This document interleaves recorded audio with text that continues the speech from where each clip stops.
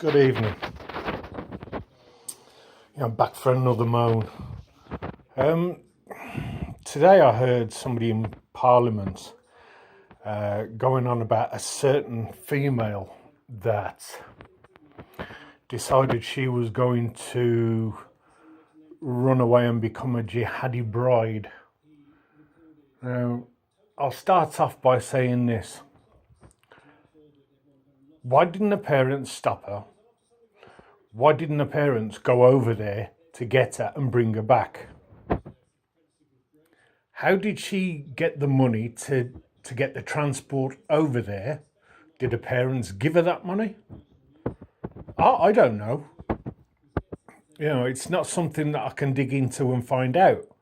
But anyway, getting back to what I wanted to say was this. Somebody in Parliament today turned around and said that she's a British subject and so is the baby. Now, as far as I'm concerned, if you commit treason to your country, you forfeit any rights to be there. And at the end of the day, she's lost her British citizenship and she's fathered a child with somebody else who's not British. So how is the child British?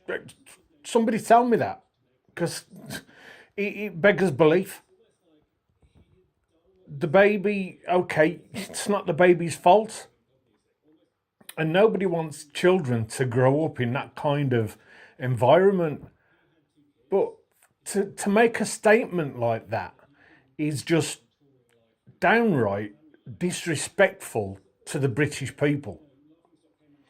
Now, obviously, in today's society, with everything that's going on, with people being shut down and quiet and being gagged because, they dare to speak out,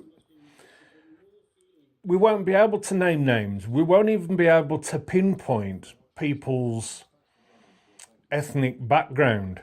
We won't be able to turn around and say, hey, them lot did it, blah, blah, blah. Or he did it, she did it, this, that, and the other. You're not going to be able to name names because you're being gagged.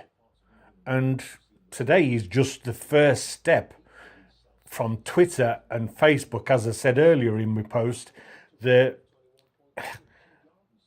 silencing us. We won't have a voice pretty soon. And because of that, I can see this country becoming a hostile place out on the street. I don't condone violence in any way, but, shit happens. And God forbid, because people lose money, they get hurt, and, people will end up in bloody prison that would normally be going to work next morning. It's not fair. The UK as a whole has enjoyed freedom of speech and expression for hundreds of years.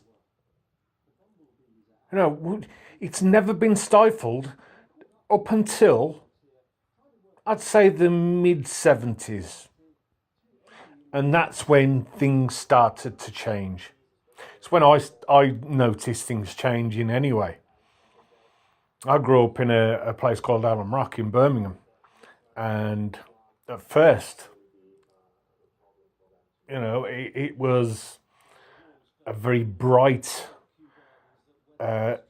clean area. Before I moved out of that area, obviously my parents moved, it became quite a dark and dirty area. And if you travel around certain parts of Bradford, okay, yes, you can say that other areas of other ethnic backgrounds are just the same. That comes down to money. But in these other areas, they have money and their areas are dirty, dingy. I've seen them throwing corn out on the street to feed the pigeons so that they can then fatten the pigeons up to go and catch them and eat them. Sky rats. Honest to God, no word of a lie, sky rats, and they eat them. You've probably been eating them in your curries and your whatever, your biryanis. Now, God forbid this goes any further, but I can see it going, and I can see it erupting into such a violent outcome that, well, somebody's going to get hurt. Excuse me. And I just hope that they rectify these problems before that situation arises, because the country doesn't need that. At this present moment in time, with everything that's going on with Brexit and all the rest of it, this country does not need people going out on the streets rioting. It won't get us anywhere fast, and it won't get us anywhere even slowly. It'll get us nowhere. It'll just turn out that there's blood on the streets and a lot of damage and violence.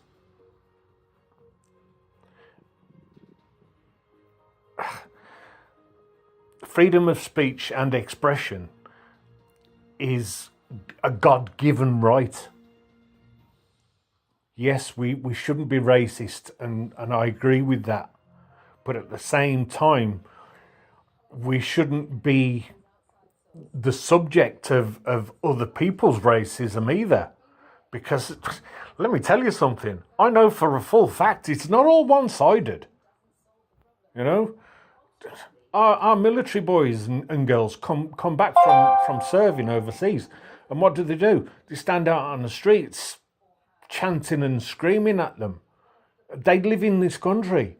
They're supposed to be subjects of this country or the United Kingdom, yet they're slagging off the very people that are protecting them, that are freeing their brothers, sisters, mothers, fathers and whatever over in other countries. Yet they find it in their hearts to slag our military boys off, and it is just wrong. Anyway, getting back to the original, because I do tend to rant and rave, getting back to the original subject was the young Jihadi bride and her baby.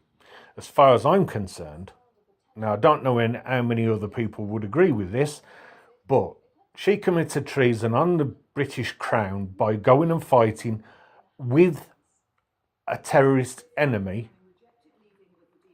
and she fathered children from them terrorists. So as far as I'm concerned, she ain't no British subject, because no real British subject would do that to her own country, or even, if that's the case, her own family. But I believe it goes deeper than that. I believe that the family are more involved than what we've been led to believe. But that's just an opinion. That's my opinion. Could be right, could be wrong. I don't know. But at the same time, it's a possibility, isn't it? And we all know what them possibilities, turn out to be at times. Enjoy the rest of the evening. And God help the UK.